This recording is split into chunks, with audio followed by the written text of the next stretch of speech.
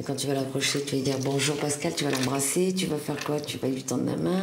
Est-ce qu'il va me reconnaître déjà, avec les années? Lui dire quoi? Déjà tu vas t'excuser. Bonjour grand frère. Il va te venir les larmes aux yeux, certainement. Ça c'est clair, mais bon, ça c'est le truc de la vie. Et je viens de dire pardon, je sais pas comment je vais lui annoncer ça. Non, tu sais pas. Je sais pas comment je vais lui annoncer ça. Claude a 33 ans et il est fâché avec son frère Pascal depuis 13 ans. Il faut dire que Claude n'est pas un enfant de cœur, loin de là. Petit délinquant récidiviste, il a même connu la prison. Son grand frère Pascal avait pourtant tenté de le remettre dans le droit chemin, mais sans succès. On s'était vu, hein, après que j'ai fait des conneries de l'avant. Et non, on en a parlé, mais bon voilà, quoi, il m'a un peu raisonné, il a essayé de faire comprendre d'être clean, quoi, c'est dommage, quoi, c'est pas dommage, hein, que je pourrisse ma vie, quoi. Pourtant, ce grand frère qu'il aime par-dessus tout, Claude va le trahir. Un soir, arrêté pour conduite en état d'ivresse, Claude n'a pas ses papiers sur lui. Son casier judiciaire est déjà lourd, alors pour se tirer d'affaire, il donne l'identité de son frère à la place de la sienne. Il dit aux gendarmes qu'il s'appelle Pascal. Tu veux la cuillère? J'ai pas pris son identité pour faire du mal non plus, quoi. Ouais. C'était quelque part pour me sauver d'une situation, quoi. Je me suis servi. Sans t'en rendre compte les dégâts que ça allait faire. J'avais un casier quelque part en judiciaire, donc lui il n'en avait pas. Ouais. Je me suis dit pour une connerie comme ça, ils vont me... Ouais, ils vont me relâcher. Ils vont me lâcher, tu vois, à mon avis aussi, après. Les gendarmes, ils ont été le chercher à ta place. Ouais. Ah, carrément, ils ont été le chercher à ta place. Ça a mis du temps avant. Ils ont mis les menottes, ils l'ont mené. Ouais, apparemment, ouais. Ils sont allés chercher ce que mes parents m'ont dit, ouais. Ils ont été le chercher avec les menottes devant ses employés, parce qu'apparemment, il y a une société à lui.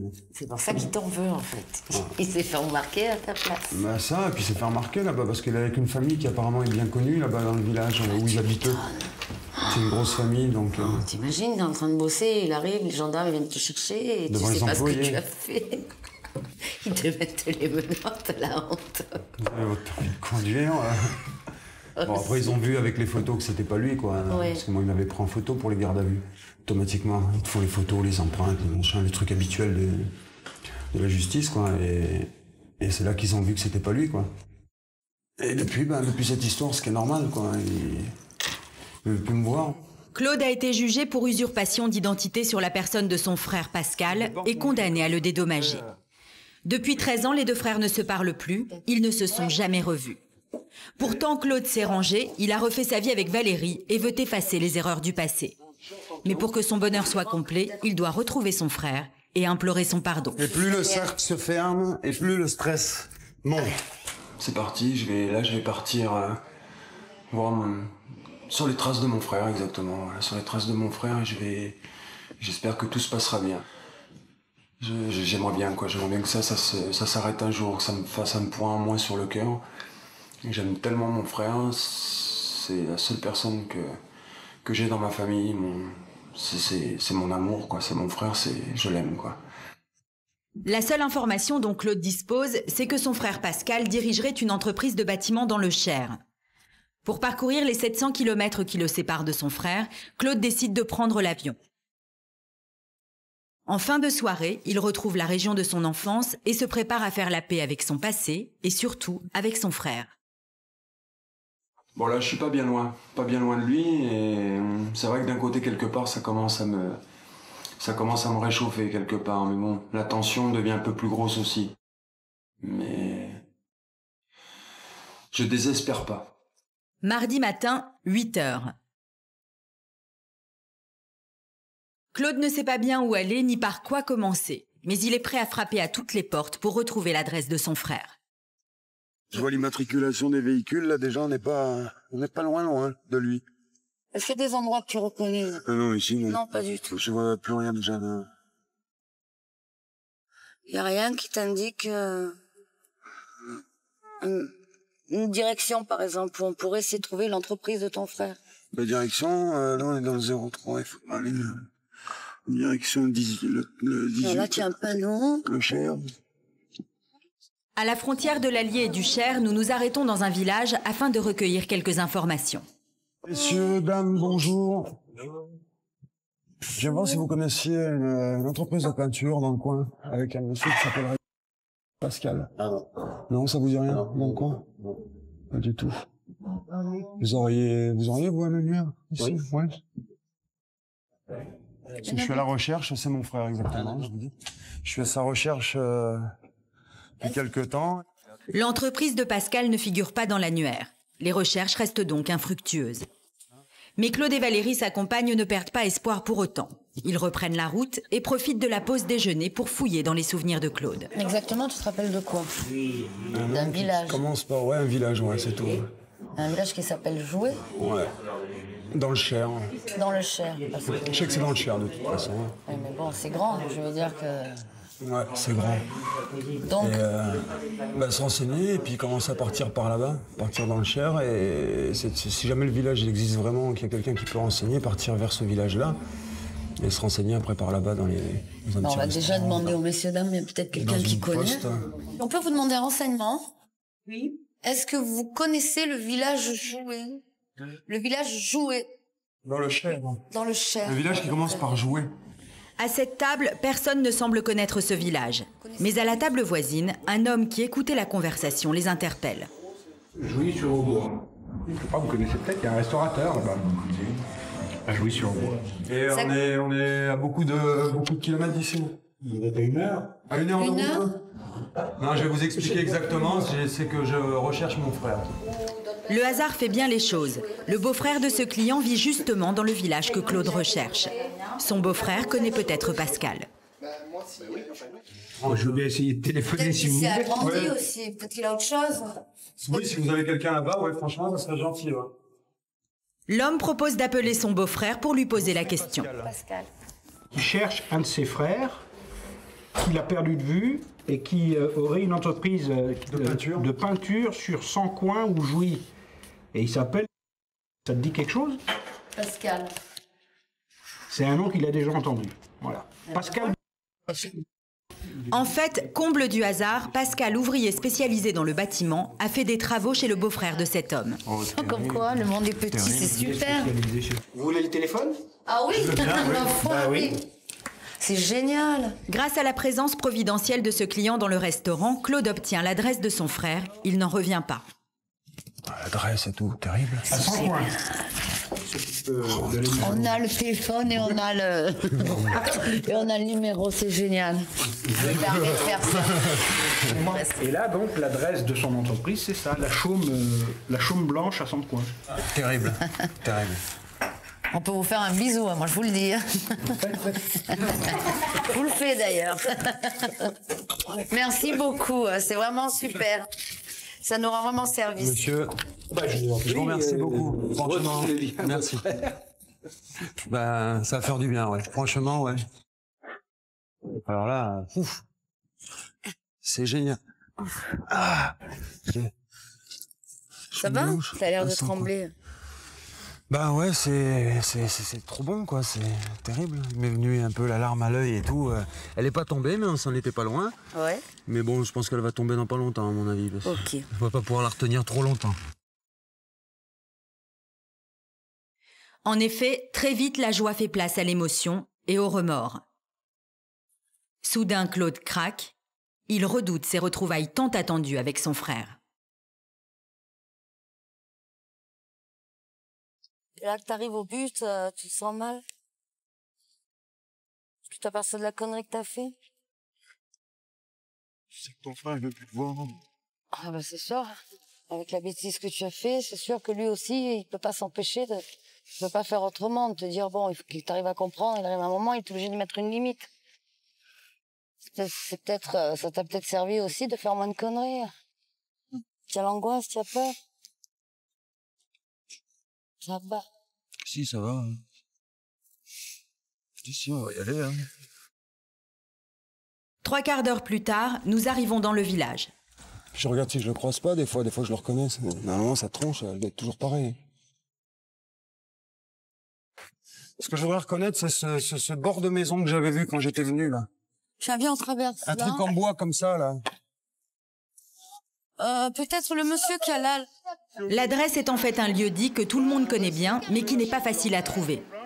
Faut sortir de 100 points, oui. Tout en haut, et direction Lurcy.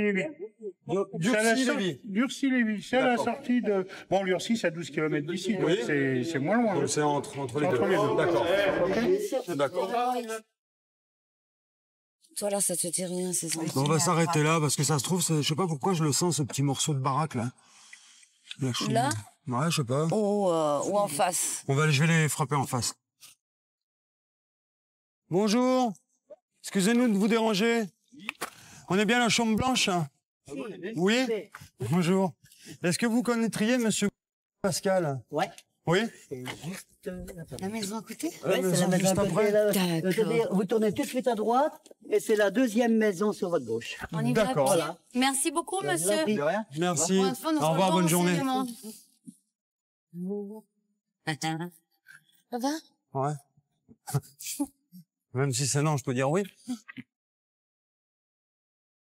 C'est là, là?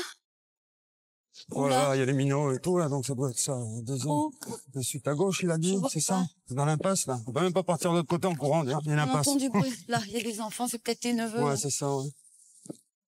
Bonjour. C'est peut-être tes neveux. Allez, viens. Attends, on va pas rentrer pour l'instant, on va attendre. Tu vas attendre quoi? Je sais pas. Vraiment, on n'attend pas. J'arrive. Bonjour. Bonjour. Excusez-moi de vous déranger. Bonjour. Excusez-moi de vous déranger. On cherche Monsieur Pascal. C'est là. C'est ici? Là? Oui. Ben, j'aurais aimé le voir personnellement, c'est son Ah frère. non, il est pas là. Il est pas là? Ouais. Pas avant 21h. Vous êtes sa femme? Voilà. Ouais, je suis au Donc, travaux. c'est Claude. J'étais venu, j'ai fait pas mal de démarches pour pouvoir, ça fait des années que je voudrais un peu m'excuser de ce que j'ai fait, quoi. Ah ouais, mais là, je sais pas s'il va te pardonner. Hein. Ben, je le sais, je me doute. Mais bon, je l'aime, c'est mon frère quand même. Ouais, je sais bien, je me suis avec pas ce que tu y as fait. Si tu n'avais pas eu un bon juge d'application des peines, il finissait en taule. Je le sais. Ils ont mis les menottes aux mains, ils l'ont emmené. Hein. C'était 4 mois ferme, hein. C'était pas de la rigolade. Hein. Donc nous, on s'est retrouvés tout seuls, nous aussi. Hein. On s'est retrouvés tout seuls avec les deux gamins, ça n'a pas été facile. Hein. Ouais, j'imagine. Donc c'est vrai que j'en ai parlé plusieurs fois avec ton frère, parce que tu sais comment il est vachement quand même enfermé, parce qu'il ne parle pas ouvertement. Pas moi. Mais je sais pas s'il pardonnera. Hein. On va faire le tour de la main. Ouais. Je On se ressemblait pas du tout avant. Ah, tu me ressembles. Hein. Oh là là, t'as les cheveux longs, mais... Allez, on croirait voir Pascal.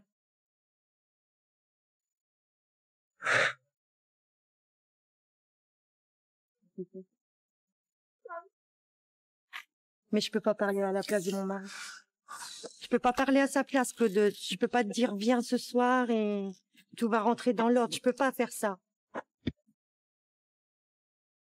Je peux pas me mettre à sa place. Je sais pas comment lui va réagir, donc je peux pas te dire viens et discute avec lui comme ça. Je pense qu'il vaut mieux que je lui en parle avant. La discussion va durer plus d'1 quart d'heure au cours duquel Claude en profite pour faire connaissance avec ses neveux et nièces. C'est le frère à papa. C'est impossible.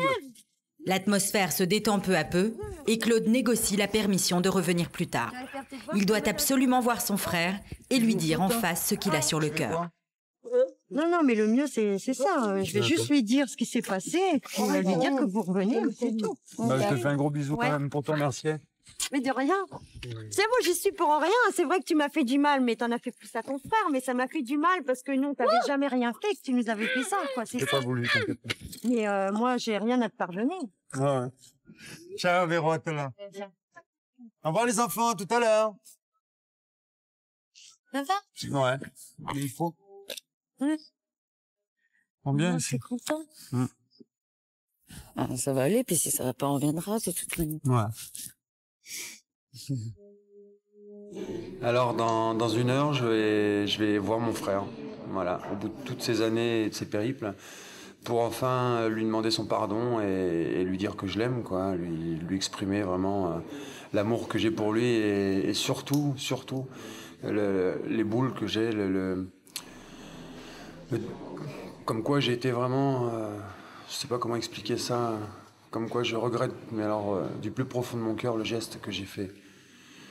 Je le voulais pas au départ, mais quand même lui expliquer que je regrette ce que j'ai fait, ça a été fait, et il faut que je lui exprime que vraiment que je lui fasse comprendre à tout prix que je suis vraiment désolé, que je l'aime et que ces choses-là ne se reproduiront plus jamais, qu'il faut qu'on soit unis comme on était, et ça pour la vie. Voilà.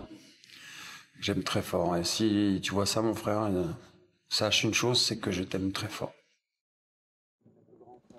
Il est 21h. Claude vient d'arriver devant la maison de son frère. La tension monte d'un cran. Il attend ce moment depuis 13 ans.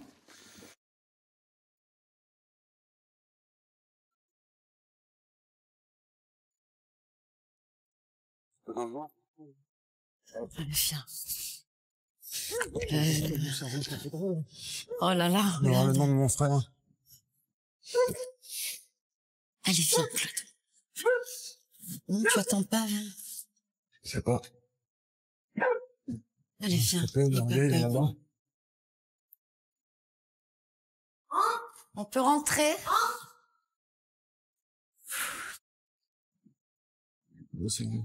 Ça va, les enfants?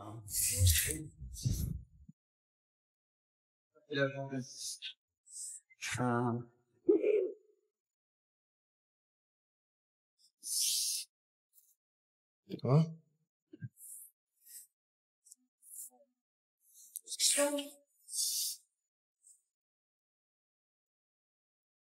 Changer, mais...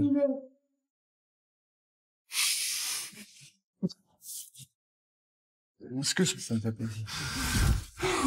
Je suis trop content. Ça me fait trop plaisir que tu viennes me voir. Je voulais à tout prix te voir, fallait que je règle ça, quoi. Une petite connerie, quoi. Qui aurait pu te coûter cher. Ah. Tu m'en veux? Je t'en veux pas, non. C'est vrai? Non. Moi aussi, je t'aime. Ouais. Putain. Non, bah ça me fait plaisir. Moi aussi. T'excuser, quoi. Je suis le plus heureux du monde. Ah, là, c'est quand même l'essentiel, hein, je pense. Mais c'était prévu de toute façon. D'une manière ou d'une autre, je l'aurais fait. Ouais. Mais il a jamais osé venir et il en a besoin. Et du moment où elle m'a dit ton frère veut plus te voir, là j'ai pris une claque, j'ai dit là, non, faut que je fasse quelque chose. J'ai jamais dit ça, j'ai jamais. Bah quelque part, moi j'estimais que t'es le seul qui me reste. C'est ça, mais lui pareil, le pauvre. T'es le seul qui me restait, hein, je veux dire. C'est clair. Je vois pas pourquoi j'aurais fait. Ouais. Véro, bon, quelquefois elle était un peu réticente parce que elle me disait, ben non, il a fait une connerie, il doit. C'est vrai que j'étais en colère, de toute façon, je te l'ai dit tout à l'heure, je te l'ai pas caché. C'est pour ça que je t'ai demandé tout à l'heure pardon. Elle était plus en colère que moi. Je t'ai pris dans mes bras parce que je voulais parce que je me disais, merde, si j'avais été jusqu'au bout, Plus en je me serais colère que moi. retrouvée toute seule, je bossais pas, rien. Quelque part j'y ai pensé aussi, voilà.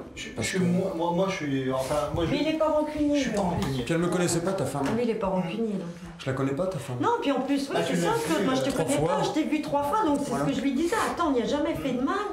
On l'a reçu 3 fois à la maison, puis faire ça. Moi, ça me. L'esprit de famille, moi, il n'était plus là, donc. Je pensais pas. Il a changé. Je te l'ai dit. Il a les cheveux longs, là. Oui. Non, mais il a plus la même. Pas trop, toi. Il a plus la même conception de la vie, c'est plus la même chose, il a mûri. Ouais, t'as mûri quand même. Il a mûri, juste à parler comme ça se voit. Ouais, moi je m'attendais pas. C'est vraiment l'angoisse, quoi. Ça c'est bien parce que. À nos retrouvailles. À nos retrouvailles. Allez, Claude. À nos retrouvailles. Ouais. Charmante belle-sœur. J'espère que ça dure. Ma beauté, merci de m'avoir accompagné. Oui. Et qu'on se perd pas de vue, hein. Non, ça il faut pas. Non, là, Claude et Pascal ont maintenant 13 ans à rattraper. Le lendemain matin, Claude est un nouvel homme. Et pour en finir avec son passé de rebelle, il s'est même coupé les cheveux. C'est sur le quai de la gare que les deux frères, le cœur lourd, se disent au revoir. Je t'aime, mon frère. Moi aussi, je t'aime. Tu m'as manqué.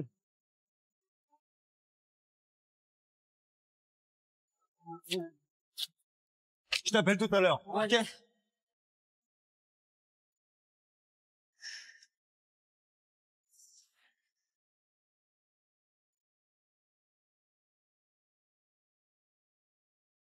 Aujourd'hui, Claude est un homme heureux.